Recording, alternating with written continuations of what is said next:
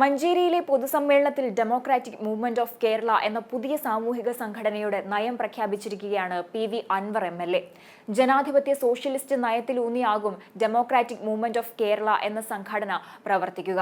പ്രവാസികൾക്ക് വോട്ടവകാശം ഉറപ്പാക്കാനും ജാതി സെൻസസ് നടത്താനായും പോരാട്ടം നടത്തും. രാഷ്ട്രത്തിന്റെ ഐക്യമാണ് സംഘടനയുടെ ലക്ഷ്യം. മലബാറിനോടുള്ള അവഗണനയ്ക്കെതിരെ പോരാടുന്നതാണ്. മലപ്പുറം, കോഴിക്കോട് ജില്ലകൾ വിഭജിച്ച് 15ാമത്തെ ജില്ല രൂപീകരിക്കണമെന്ന ആവശ്യത്തിനായി പോരാടും. വിദ്യാഭ്യാസ മേഖലയിലും മാറ്റം വേണം.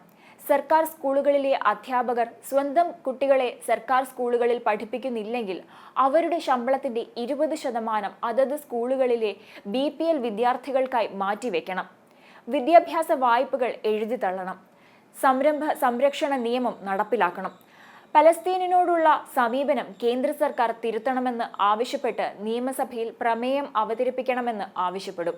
എല്ലാ പൗരന്മാർക്കും രാഷ്ട്രീയ, സാമൂഹിക, സാമ്പത്തിക നീതിയാണ് ലക്ഷ്യമിടുന്നതെന്നും പ്രഖ്യാപനത്തിലുണ്ട്.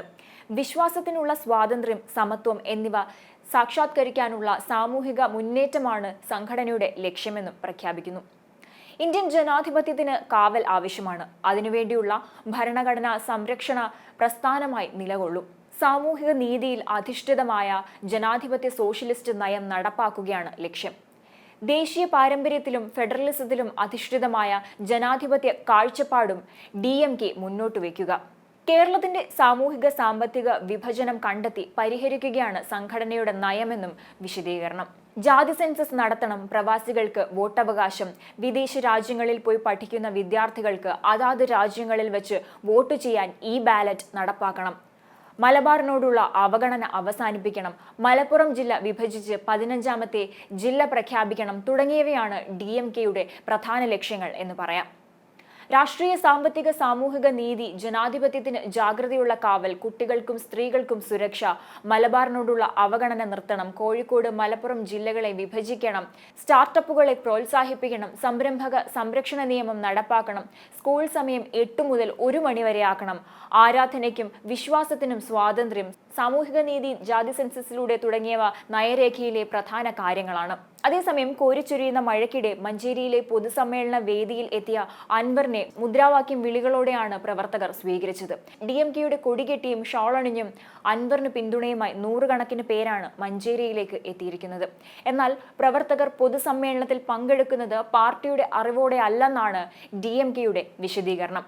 DMK മുന്നണിയിലെ പ്രധാന കക്ഷിയാണ് CPM എന്നും അവരെ പിണക്കുന്ന നയം സ്വീകരിക്കില്ലെന്നും അൻവറിന്റെ പൊതുസമ്മേളനത്തിന് മുന്നോടിയായി DMK വ്യക്തമാക്കിയിട്ടുണ്ടായിരുന്നു. അതേസമയം സംസ്ഥാനത്തെ DMK നേതാക്കളുടെ വീടുകളിൽ പോലീസ് എത്തിയെന്ന് പൊതുസമ്മേളന വേദിയിലേക്ക് വീട്ടിൽ നിന്നും തിരിക്കവേ പി.വി. അൻവർ MLA ആരോപിക്കുകയുണ്ടായി. സ്വർണ്ണക്കടത്തിൽ ബന്ധമുണ്ടോയെന്ന് ചോദിച്ചുകൊണ്ടാണ് പോലീസ് എത്തിയത്. ഇങ്ങനെയൊക്കെ തോൽപ്പിക്കാനാണ് ശ്രമിക്കുന്നതെന്നും അദ്ദേഹം ആരോപിച്ചു. ഗതാഗത നിയന്ത്രണത്തിന്റെ പേരിൽ പോലീസ് വാഹനങ്ങൾ തടയുകയാണെന്നും അൻവർ ആരോപിച്ചിരുന്നു. DMKയുടെ തീരുമാനം കാത്തിരുന്നു കാണാം, അൻവർ ഇങ്ങനെ വിശദീകരിച്ചു. പൊതുസമ്മേളനത്തിന് മുന്നോടിയായി DMK പതാകയുമായി പ്രവർത്തകർ അൻവറിന്റെ വീടിനു മുന്നിലും എത്തിയിരുന്നു. നീലഗിരിയിലുള്ള DMK പ്രവർത്തകർ യോഗത്തിനെത്തിയിട്ടുണ്ട്. ഇവർക്ക് വഴിക്കടവിൽ അൻവർ അനുകൂലികൾ സ്വീകരണവും ഒരുക്കിയിരുന്നു.